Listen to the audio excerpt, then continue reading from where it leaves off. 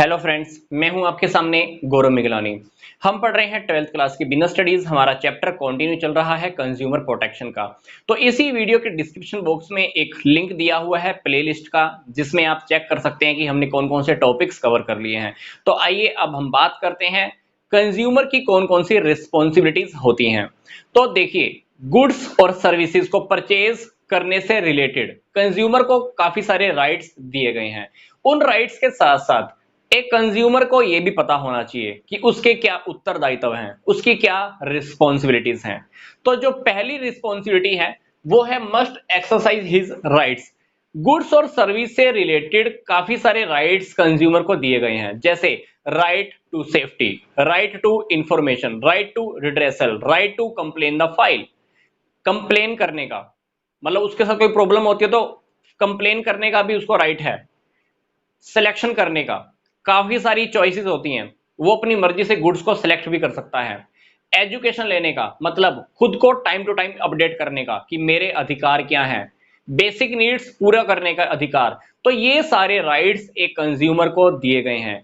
इन अधिकारों को प्रयोग करना एक कंज्यूमर को आना चाहिए। तो यही फर्स्ट पॉइंट में लिखा हुआ है, मस्ट एक्सरसाइज हिज राइट्स। जो अधिकार कंज्यूमर को दिए गए हैं उन अधिकारों को प्रयोग करना आना चाहिए। दूसरा जो हमारा पॉइंट है, डोंट बाय ब्लाइंडली।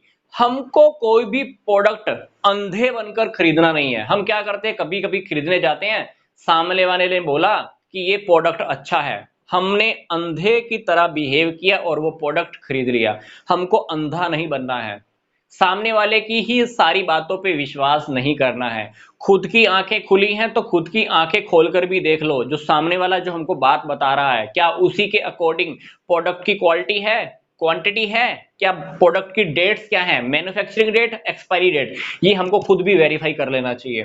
प्राइस क्या है, प्रोडक्ट की यूटिलिटी क्या है।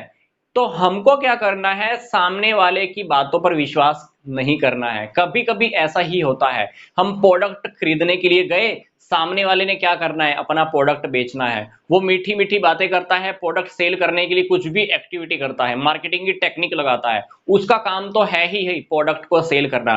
पर हमको हमारा काम भी पता होना चाहिए कि आंख बंद करके प्रोडक्ट नहीं खरीदना है। सामने वाले की सारी बातों पे ट्रस्ट ना करके खुद भी बहुत सारी वेरिफिकेशन कर लेनी है। प्रोडक्ट हमने तभी परचेज करना है, ये हमारा रिस्पॉन्सिबिलिटी है। सेकंड जो रिस्पॉन्सिबिलिटी है वो है फाइलिंग कंप्लेन।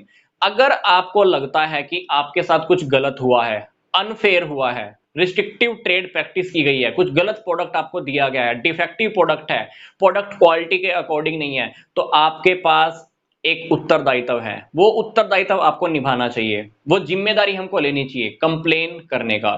कभी कभी हम क्या करते हैं, सामने वाले ने हमसे प्राइस ज्यादा ले लिया, हमको लगता है कि 2 या 4 रुपए तो फालतू लिए हैं, हम बोलते भी हैं, पर फिर भी हमको लगता है कि हमारी मजबूरी है प्रोडक्ट खरीदना और हम उसको खरीद के आ जाते हैं। पर अगर आप चाहो तो आप उसके अगेंस्ट कंप्लेन कर सकते हो। तो ये रिस्पॉन्सिबिलिटी हमारी है कंप्लेन करने की।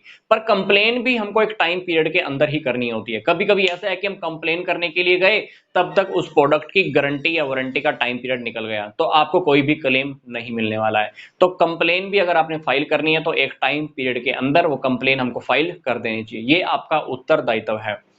चौथी जो बात है, डोंट कॉम्प्रोमाइज विद क्वालिटी।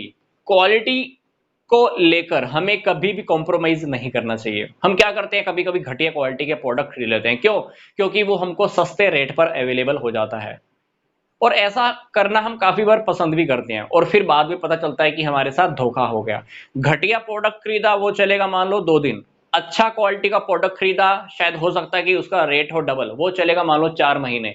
तो कौन सा ज्यादा अच्छा है? अच्छा क्वालिटी वाला। तो हमको क्वालिटी के साथ कभी कॉम्प्रोमाइज नहीं करना चाहिए। जब भी आप प्रोडक्ट खरीदो तो प्रोडक्ट के ऊपर ISI, एग मार्क, वूल मार्क, FPO, ये सारे मार्क्स हमने देख लेने हैं। क्योंकि अगर ये सब लिखा हुआ है तो इसका मतलब है कि गुड्स की क्वालिटी काफी अच्छी है। क्योंकि ये मार्क कंपनीज को ऐसे ही नहीं दिए जाते हैं। जो कंपनीज अपने प्रोडक्ट को काफी अच्छा क्वालिटी का बनाती है, वही कंपनीज अपने प्रोडक्ट के ऊपर ये लिख सकती है, अदरवाइज नहीं। तो हमने क्या पढ़ा अभी, हमको क्वालिटी को लेकर कभी भी कॉम्प्रोमाइज नहीं करना है। हम क्वालिटी को लेकर कंप्रोमाइज करते हैं, हमको लगता है कि प्राइस कम देना पड़ेगा, ये लालच की निशानी होती है।